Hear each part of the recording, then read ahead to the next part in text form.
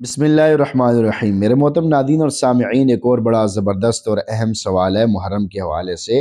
یوم تعزیہ کا جلوس نکالنا کیسا ہے؟ یہ سوال کا عنوان ہے۔ سوال کی عبارت ہے 10 محرم کو یوم تعزیہ کا جلوس نکالنا کیسا ہے؟ جواب دیا جا رہا ہے بسم اللہ الرحمن الرحیم۔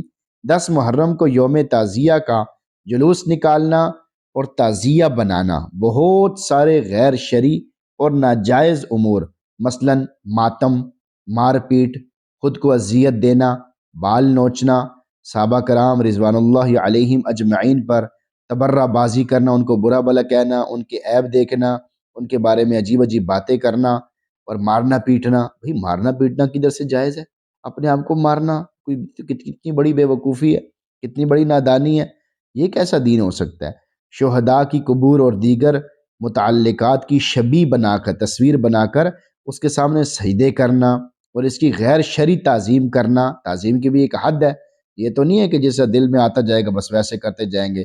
تو غیر شرعی تعظیم کرنا وغیرہ پر مشتمل ہونے کی وجہ سے ناجائز بھی ہے اور حرام بھی ہے۔ اس میں شرکت کرنا بھی ناجائز ہے اور حرام ہے۔ یعنی اگر کوئی دوست ہے آپ کا، تو آپ پہلے بات تو یہ ہے کہ دوستی نہیں لگانی چاہیے، دوستی آدمی کو تباہ کر دیتی ہے۔ نبی علیہ السلام نے فرمایا تم میں سے ہر ایک اپنے دوست کے مذہب پر ہوتا ہے۔ تم میں سے ہر کوئی دیکھ لے کہ اس کا کون دوست ہے، وہ کس سے دوستی لگا رہا ہے، تو دوستی بھی نہیں لگانی چاہیے۔